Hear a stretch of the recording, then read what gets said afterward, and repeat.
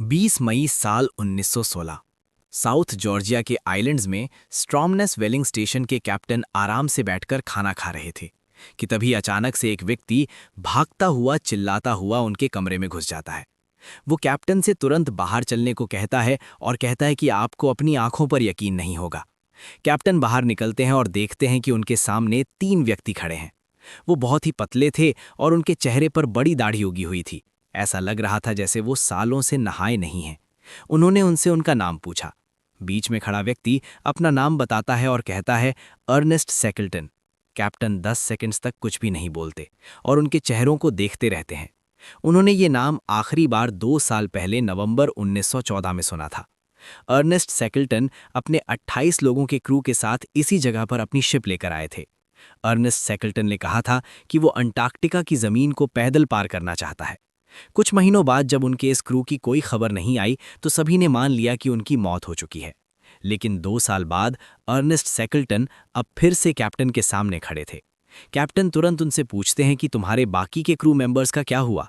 तो अर्नेस्ट सेकल्टन ने जवाब दिया कि मैं जो कहानी आपको बताने वाला हूं उस पर आपको यकीन नहीं होगा, और शायद आप भी अर्नेस्ट सेकल्टन और उनके क्रू की इस कहानी पर यकीन नहीं कर पाएंगे कि कैसे -40 डिग्री सेल्सियस के तापमान में उन लोगों ने खुद को जिंदा रखा और कैसे कुदरत ने उनके साथ एक खिलौने की तरह खिलवाड़ किया। अर्नेस्ट शेकल्टन ने अपने इस खतरनाक मिशन का नाम ट्रांस अंटार्कटिक एक्सपीडिशन रखा। प्लान सिंपल था।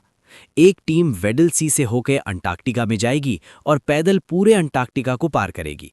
वहीं दूसरी टीम रॉस सी में उनका इंतजार करेगी। सेकल्टन अनुमान लगा रहे थे कि उन्हें ये काम करने में करीब 3 महीने लग जाएंगे। इस मिशन के लिए उन्होंने एंडोरेंस नाम की एक शिप को चुना। एंडोरेंस को इस तरह से बनाया गया था कि वो तूफान, बर्फ, हर चीज को झेल सकती थी। वहीं क्रू मेंबर्स को सेकल्टन ने बहुत ही बारीकी से चुना था। कुछ सेलर्स थे, कुछ मैकेनिक्स तो कुछ डॉक्टर्स। सेकल्टन के लिए सबसे ज़रूरी चीज़ ये थी कि उनका क्रू हर प्रेशर सिचुएशन में उनका साथ दे। अगस्त 1914 में वो लोग इंग्लैंड से निकले। ये वो दौर था जब पूरी दुनिया वर्ल्ड वॉर की तैयारी कर रही थी। अक्टूबर तक वो लोग साउथ जॉर्जिया के आइलैंड्स पर पहुंच गए, जो अंटार्कटिका का एक तरह से आखिरी पोस्ट था। वहां के लोगों ने सेकल्टन को वार्न किया कि इस वक्त बर्फ बहुत ही खतरनाक होती है, लेकिन सेकल्टन ने अपना पूरा मन बना लिया था। 5 दिसंबर 1914 को एंडोरेंस शिप साउथ जॉर्जिया से निकलकर वेडल सी की तरफ बढ़ चली। जैसे जैसे वो लोग समुद्र में अंदर तक जा रहे थे, वैसे वैसे उनके आसपास का एनवायरनमेंट बदलता जा रहा था। अभी तक क्रू मेंबर्स को खतरे का कोई भी अंदाजा नहीं हुआ था। वो लोग हंसी खुशी से जा रहे थे, लेकिन सेकल्टन की एक आंख हमेशा समुद्र की तरफ ही थी। उसकी आंखों के सामने समुद्र का पानी धीरे धीरे मोटी बर्फ में बदलता जा रहा था। हवा तेज होने लगी थी। जनवरी तक शिप इतना धीरे चल रही थी कि 1 किलोमीटर जाना भी जंग जीतने के बराबर था। फिर अचानक से एंडोरेंस शिप समुद्र के बीचों बीच बर्फीले पानी के अंदर रुक गई। पहले तो क्रू के लोग और सेकल्टन उतना नहीं घबराए। वो इस तरह की सिचुएशन के लिए पहले से ही तैयार थे। तुरंत सभी ने अपने अपने कुदाल निकाले और नीचे उतरकर बर्फ को काटना शुरू कर दिया। जब भी थोड़ी बर्फ टूटती और शिप आगे चलने लगती तो वो लोग खुशी से चिल्ला उठते, लेकिन सेकल्टन शांति से हर चीज को ऑब्जर्व कर रहे थे। वो जानते थे कि इतनी छोटी सी जीत से कुछ नहीं होने वाला। उनकी मंजिल अभी बहुत दूर है। वो ये भी जानते थे कि हमें कभी भी ऐसा नहीं समझना चाहिए कि हम कुदरत से जीत गए हैं। एंडोरेंस शिप कुछ इंच मूव करती और फिर दोबारा से समुद्री बर्फीले पानी में फंस जाती। क्रू के लोग अपनी हिम्मत हारते जा रहे थे। सूरज अब ऊपर आने लगा था। आप जानते ही होंगे कि समर के महीने में अंटार्कटिका में रात नहीं होती। वो लोग सूरज के नीचे ही बर्फ तोड़ते और सूरज के नीचे ही सो जाते। उन्हें लगा कि शायद अब बर्फ पिघलने लगेगी, लेकिन फरवरी का महीना खत्म होने आया और वो लोग समझ गए कि उनकी शिप सिर्फ फंसी नहीं है, बल्कि जैसे जेल में बंद हो गई हो। बर्फ की परत और ज्यादा मोटी हो चुकी थी। जिस बर्फ पर वो लोग खड़े थे वो भी एक जगह स्थिर नहीं रहती थी, वो बार बार हिलती रहती थी। आपने देखा होगा कि अंटार्कटिका में बर्फ के बड़े बड़े शीट्स पानी में तैरते रहते हैं। ऐसे ही एक बड़े बर्फ के टुकड़े से टाइटैनिक जहाज टकराया था और डूब गया था। लेकिन जिस बर्फ में सेकल्टन का शिप फंसा था वो धीरे धीरे शिप का कचूमर बना रहा था। जैसे जैसे बर्फ हिलती तो शिप और अंदर धंसती चली जाती और ऊपर से बर्फ उसे मरोड़ती जाती। इसके साथ ही वो लोग धीरे धीरे करके अपनी मंजिल से बहुत दूर फ्लोट करते जा रहे थे। वो बर्फ का बड़ा टुकड़ा उन्हें वेडल सी के और अंदर ले जा रहा था। सेकल्टन ये सब होते हुए अपनी आंखों के सामने देख पा रहे थे, लेकिन वो अपने क्रू मेंबर्स की हिम्मत को खोना नहीं चाहते थे। उन्होंने उन्हें हर दिन एक रूटीन पर लगा दिया था। वो लोग कुत्तों के साथ खेलते, बर्फ के ऊपर फुटबॉल खेलते और फिर शिप के आसपास की बर्फ को तोड़ने में जुट जाते। अब सैकल्टन अपने सपने को टूटते हुए महसूस कर चुके थे। वो समझ चुके थे कि अब अंटार्कटिका को पार करना इम्पॉसिबल हो गया है। उनका मिशन शुरू होने से पहले ही खत्म हो चुका था। मार्च तक तापमान बहुत ही कम होने लगा था। हर दिन -20 डिग्री सेल्सियस से -30 डिग्री सेल्सियस तक तापमान रहता।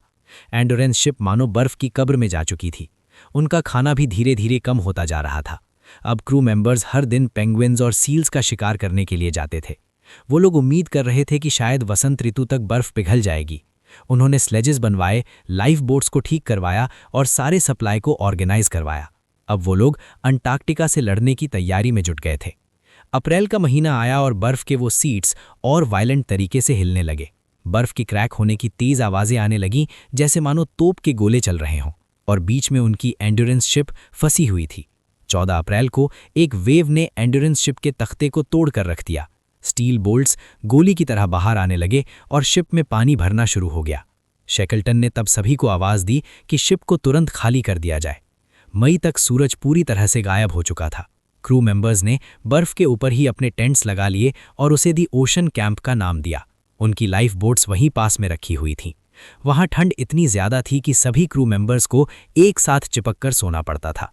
शिप पर उनके साथ एक फोटोग्राफर भी था, जिसने फंसी हुई शिप के फोटोज लिए, जिन्हें आप अभी अपनी स्क्रीन पर देख पा रहे हो। देखते ही देखते अक्टूबर का महीना आ गया और अब वो लोग एक्सप्लोरर्स नहीं बल्कि सर्वाइवर्स बन चुके थे। 9 महीनों से एंडोरेंस शिप बर्फ में फंसी हुई थी और अभी तक वो लोग करीब 2000 किलोमीटर तक गलत दिशा में फ्लोट कर चुके थे। फाइनली 21 नवंबर 1914 को एंडोरेंस शिप पूरी तरह से टूट गई। उसके बस कुछ टुकड़े ही बर्फ के ऊपर पड़े थे। बाकी का पूरी शिप समुद्र के अंदर समा गई। क्रू मेंबर्स ने खाना, पानी, टूल्स, नेविगेशनल गियर्स, रिकॉर्ड्स, हर चीज को बाहर निकाल लिया था। वो लोग अपनी हिम्मत हार चुके थे, लेकिन इस अंधेरे में अर्नेस्ट सैकल्टन उनके लिए सूरज की किरण की तरह सामने आए। उन्होंने अनाउंस किया कि उनका मिशन यहीं खत्म होता है और अब वो लोग अपने घर की ओर जाएंगे। उनके पास ना तो टेलीफोन था और ना ही कोई रेडियो। वो लोग बर्फ के एक टुकड़े पर फंसे हुए थे जो खुद फ्लूट कर रहा था और उन्हें न जाने कहां ले जा रहा था। क्रू के लोग सिर्फ इसलिए हिम्मत नहीं हारे थे क्योंकि अर्नेस्ट सैकल्टन हिम्मत नहीं हारे थे। अब चूंकि उनके आसपास की बर्फ जमी हुई थी, इसलिए लाइफ बोट्स में बैठकर कहीं नहीं जाया जा सकता था। उन्होंने उस बर्फ के टुकड़े पर ही कैंप लगा लिया था। वो लोग तब तक इंतजार करेंगे जब तक बर्फ टूट नहीं जाती, जिसके बाद वो लोग लाइफ बोट्स में बैठकर अपने घर की तरफ निकल जाएंगे। उन्हें बर्फ में फंसे 1 साल हो चुका था। बाहर के लोगों को पता तक नहीं था कि वो लोग जिंदा भी हैं या नहीं। इस तरह के मौसम में किसी रेस्क्यू शिप के आने का भी कोई सवाल नहीं था। उनके पास 3 लाइफ बोट्स, एक स्लेज जिससे बर्फ पर चला जा सकता है और कुछ पर्सनल आइटम्स और 1 महीने का खाना मौजूद था। फैकल्टन कैलकुलेशंस करते हैं और पता लगाते हैं कि उनसे सबसे करीब का आइलैंड द पॉलेट आइलैंड है। हो सकता है कि वहां पर उन्हें कुछ सप्लाई मिल जाए जो उन्हें कुछ और महीने जिंदा रख सकें। उन्होंने क्रू से कहा कि सभी लोग 2 पाउंड तक का सामान अपने बैग में उठाएं और बाकी ताकत स्लेज और लाइफ बोट्स को खींचने में लगाएं। जहाज के फोटोग्राफर के पास करीब 400 फोटोग्राफ्स थे, लेकिन 2 पाउंड की लिमिट की वजह से वो अपने साथ सिर्फ 150 फोटोज ही ला पाए और यही फोटोज आगे चलकर दुनिया के सामने सबसे ऐतिहासिक सबूत बन गए। कुछ हफ्तों बाद खाने की कमी की वजह से उनके साथ आए कुत्ते के बच्चों को मरना पड़ता है। हर लाइफ बोट का वजन करीब 1000 किलोग्राम था और इसे खींचना इतना आसान नहीं था, और किस्मत भी उनके साथ नहीं थी। अभी तक गर्मी का मौसम आ चुका था और बर्फ की ऊपर की परत सॉफ्ट हो गई थी, जिससे उसके ऊपर चलना मुश्किल होता जा रहा था। कुछ किलोमीटर और आगे चलने के बाद उन्होंने देखा कि सामने पतली बर्फ और पानी आ चुका है। अब ना तो वो पीछे जा सकते थे और ना ही आगे। उन्होंने दोबारा उसी तैरती हुई बर्फ के ऊपर टेंट लगा दिया। खाने के लिए हर किसी को 1 बिस्किट, थोड़ा सा कोको पाउडर और थोड़ा सा कैंड मीट मिलता। उन्हें हर दिन सील्स और पेंगुइन्स का शिकार करने जाना पड़ता। सैकल्टन अक्सर फूड क्वांटिटी के बारे में अपने क्रू से झूठ बोलते ताकि उनका मोटिवेशन बढ़ा सके। वो जानते थे कि अगर इस सिचुएशन से बाहर निकलना है तो क्रू का मोटिवेशन टॉप पर रखना होगा। लेकिन तभी अचानक 30 मार्च को एक ट्रेजेडी हो जाती है। जिस बर्फ पर उन्होंने कैंप लगाया था, अचानक से उसमें एक तेज क्रैक की आवाज आती है। उनके टेंट्स टूटने लगते हैं। सभी लोग बाहर की ओर भागते हैं। उनके पैरों तले जमीन हिलने लगती है। कुछ लोग पानी में चले गए थे और ठंड से ठिठुर रहे थे। उन्होंने तुरंत अपने आप को सुखाने के लिए तेज बॉडी मूवमेंट्स करना शुरू कर दिया। किस्मत से किसी की भी मौत नहीं हुई, लेकिन ये उनके लिए एक चेतावनी थी कि उनकी जान कभी भी जा सकती है। अब वो लोग पूरी तरह से बर्फ की शीट पर फंस चुके थे। वो सिर्फ भगवान से प्रार्थना कर सकते थे कि उन्हें जल्द ही जमीन दिख जाए। सैकल्टन ने कैलकुलेशंस लगाई कि आखिर वो लोग कहाँ पर है, तो उन्हें पता चलता है कि वो जॉइनविल आइलैंड के पास है, यानी कि उनका पुराना डेस्टिनेशन द पॉलेट आइलैंड अब पीछे छूट चुका था। जॉइनविल आइलैंड का दिखना कोई अच्छी खबर नहीं थी, क्योंकि वो पेनिनसुला का आखिरी आइलैंड था। वहां जाना यानी पक्के तौर से मौत। अब उनके पास दो ऑप्शन थे, नॉर्थ में मौजूद क्लैरेंस आइलैंड और एलिफेंट आइलैंड। इसके बाद हजारों किलोमीटर तक खाली समुद्र है, एक ऐसा समुद्र जिसे ड्रेक्स पैसेज कहा जाता है और जहां आज भी सेलर्स जाने से थर थर कांपते हैं। यहां 12 मीटर तक के वेव्स उठते हैं और लगभग 20,000 सेलर्स ने यहां जान गंवाई है। सैकल्टन जानते थे कि अगर वो इस बर्फ पर फ्लोट करते करते वहां पहुंच गए तो उन्हें कोई नहीं बचा पाएगा। खाने की भी भारी कमी पड़ने लगी थी। जो सड़ा गला मीट उनके पास बचा था उसे कुत्तों को दे दिया गया। पीने के पानी को जमा करने के लिए वो लोग बर्फ को एक कैन में डालते और फिर उसे अपनी जैकेट के अंदर भर लेते ताकि जिस्म की गर्मी से वो पिघल जाए, लेकिन उससे भी इन्हें सिर्फ कुछ घूंट ही पानी मिल पाता। किस्मत से सही समय पर क्रू को सी लायंस मिल जाते, जिसमें से उन्हें करीब 100 पाउंड तक का मीट मिल जाता। इसके अलावा कई क्रू मेंबर्स ने अपने कुत्तों को भी मार दिया था ताकि वो लोग बच सकें। 7 अप्रैल साल 1916 बर्फ पर तैरते तैरते उन्हें क्लेरेंस आइलैंड दिखने लगा था। ये नॉर्थ की ओर करीब 80 किलोमीटर दूर था, लेकिन तभी अचानक ईस्ट की तरफ तेज हवाएं बहने लगती हैं और उनकी तैरती बर्फ क्लेरेंस आइलैंड से दूर जाने लगती है। बर्फ की शीट भी धीरे धीरे छोटी होती जा रही थी और अब इस पर रहना सेफ नहीं था। सैकल्टन ने तुरंत ऑर्डर दिया कि वो लोग अब लाइफ बोट्स में पानी के द्वारा अपनी मंजिल की ओर जाएंगे, लेकिन तभी फिर रास्ते में उन्हें बर्फ की बहुत सारी चट्टानें मिलने लगती हैं। कुछ घंटों बाद वो एक नई बर्फ की शीट पर अपना कैंप लगा लेते हैं, लेकिन तभी अचानक वो बर्फ टूटने लगती है और बीच से दो हिस्सों में बंट जाती है। उनका कैप्टन अर्नेस्ट सैकल्टन एक साइड में था और बाकी का क्रू दूसरी साइड। वो अपने कैप्टन को तैरते हुए उनसे दूर जाता देखते हैं, लेकिन किस्मत से क्रू हिम्मत नहीं हारता और तुरंत वो अपनी लाइफ बोट्स के जरिए अपने कैप्टन को बचा लेते हैं। इसी बीच हवा की दिशा बार बार बदल रही थी और वो बर्फ का टुकड़ा इधर उधर हिल रहा था। पहले उन्होंने सोचा कि वो क्लेरेंस आइलैंड की ओर जाएंगे, फिर उन्होंने सोचा कि उन्हें जॉर्ज आइलैंड जाना चाहिए, लेकिन फिर अंत में एलिफेंट आइलैंड जाना उन्हें सबसे बेस्ट ऑप्शन लगा, क्योंकि वहां से रेस्क्यू होने के चांसेस सबसे ज़्यादा थे। अब चूंकि उनका आइसबर्ग नॉर्थ की दिशा में बह रहा था, इस वजह से टेम्परेचर भी बढ़ने लगा था। -20 डिग्री सेल्सियस से अब तापमान -8 डिग्री सेल्सियस हो गया था और अब उन्हें ज़्यादा खुला समंदर दिखाई दे रहा था। एलिफेंट आइलैंड उनकी लोकेशन से करीब 160 किलोमीटर दूर था और अगले कुछ दिनों में बर्फ का वो टुकड़ा जिस पर उन्होंने अपना आखिरी कैंप लगाया था, वो अब एलिफेंट आइलैंड से करीब 50 किलोमीटर की दूरी पर पहुंच गया था। सैकल्टन ने आदेश दिया कि सभी लाइफ बोट्स को अब पानी में उतारा जाए। 15 अप्रैल साल 1916 फाइनली क्रू के लोगों ने लगभग 1.5 साल बाद पक्की जमीन महसूस की। वो लोग एलिफेंट आइलैंड पर पहुंच चुके थे, लेकिन उनकी परेशानियां अभी खत्म नहीं हुई थीं। इस आइलैंड पर उन्हें कोई परिंदा भी नजर नहीं आया। वो आइलैंड पूरी तरह से खाली था। एलिफेंट आइलैंड के आगे ड्रैक्स पैसेज था, जहां से किसी भी शिप के आने के चांसेस ना के बराबर थे। अब शैकल्टन के सामने एक नई मुसीबत थी। यहाँ से वो किसी भी बर्फ की शीट के भरोसे नहीं थे। अब उन्हें जो भी करना था खुद ही करना था। अगर सैकल्टन और उनकी टीम को जिंदा बचना है तो उन्हें यहाँ से करीब 1300 किलोमीटर दूर साउथ जॉर्जिया आइलैंड पर पहुंचना है, लेकिन छोटे लाइफ बोट्स पर 28 लोगों का 1300 किलोमीटर दूर तक ट्रैवल करना नामुमकिन था। 24 अप्रैल साल 1916 सैकल्टन ने अपने साथ 6 लोगों की टीम बनाई और अपनी छोटी सी बोट पर साउथ जॉर्जिया के आइलैंड पर निकल गए। उन्होंने पीछे छोड़े हुए अपने क्रू से वादा किया कि वो बड़ी शिप लेकर उन्हें लेने जरूर आएंगे। इस छोटी सी नाव को हाथ से चलाना पड़ता था। उन्होंने बारी बारी 4 घंटे नाव चलाना और 4 घंटे आराम करने में अपना दिन का शेड्यूल बना लिया। अंटार्कटिका में सर्दियों का मौसम शुरू हो चुका था, यानी सूरज अब कुछ ही घंटों के लिए बाहर निकलता था। बोट में उन्होंने खाना तो पैक किया था, लेकिन वो अच्छे से बैठकर खाना भी नहीं खा सकते थे, क्योंकि बोट में इतनी जगह ही नहीं थी। उन्हें लेटकर अपना खाना खाना पड़ता।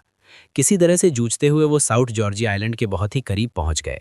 अपनी मंजिल से वो अब सिर्फ 3 दिन की दूरी पर थे, लेकिन तभी अचानक एक बहुत बड़ी लहर उठती है और उन्हें लगभग डुबा ही देती है। पूरा बोट जोर से हिलने लगता है। कई घंटे बीत जाते हैं। ऐसा लग रहा था कि मानो वो लहरों के बीच जिंदगी भर फंसे रह जाएंगे, लेकिन धीरे धीरे ही सही पर वो अपनी मंजिल के करीब पहुंचते जा रहे थे और फाइनली 10 मई 1916 को वो लोग साउथ जॉर्जिया के आइलैंड पर पहुंच जाते हैं। अब यहाँ पर एक परेशानी थी कि साउथ जॉर्जिया का आइलैंड करीब 100 स्क्वायर किलोमीटर्स का था और जिस जगह पर वो लोग लैंड किए थे वो इंसानी बस्ती से बिल्कुल उल्टी दिशा में थी। अपनी लोकेशन से उस बस्ती तक जाने के लिए उन्हें या तो दोबारा बोट से होकर पूरा घूम कर जाना, जिसमें 200 किलोमीटर का ट्रैवल करना, या आइलैंड की ज़मीन से होते हुए सिर्फ 40 किलोमीटर ट्रैवल करके जाना। लेकिन दिक्कत ये थी कि साउथ जॉर्जिया का आइलैंड बड़े बड़े पहाड़ों से घिरा हुआ था।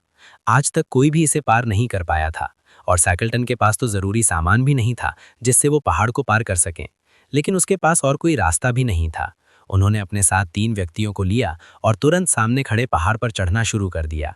किसी तरह से बर्फ में चलते चलते वो चोटी तक पहुंच गए, लेकिन उस पार जब उन्होंने देखा तो वहां पर सिर्फ गहरी खाई थी। वो उस पहाड़ से नीचे उतरे और दोबारा दूसरे पहाड़ पर चढ़कर दूसरी ओर जाने का रास्ता ढूंढने लगे। इस तरह से उन्हें करीब 3 पहाड़ चढ़ने पड़े, लेकिन उन्होंने हार नहीं मानी। फाइनली चौथा पहाड़ चढ़ते हुए जब उन्होंने उस पार देखा तो उन्हें वो इंसानी बस्ती दिख गई। उस जगह का नाम था स्ट्रॉमनेस व्हेलिंग स्टेशन। 2 साल पहले सैकल्टन और उनका क्रू इन्हीं लोगों से मिले थे। 20 मई साल 1916 को अब वो वहीं दोबारा पहुंच चुके थे। व्हेलिंग स्टेशन पर मौजूद लोग सैकल्टन और उनके साथियों को देखकर हक्के बक्के रह गए। सबको लगा कि वो लोग अंटार्कटिका में मारे जा चुके हैं, लेकिन सैकल्टन अब उनके सामने खड़े थे। उनकी दाढ़ी बहुत बड़ी हो चुकी थी और पूरा चेहरा काला पड़ चुका था। व्हेलिंग स्टेशन के कैप्टन ने तुरंत उन्हें कुछ कपड़े और खाने के लिए सामान दिया। इसके बाद सैकल्टन ने तुरंत पहले तो अपने उन 3 साथियों को बचाया जो साउथ जॉर्जिया के आइलैंड के उस पार उनका इंतजार कर रहे थे।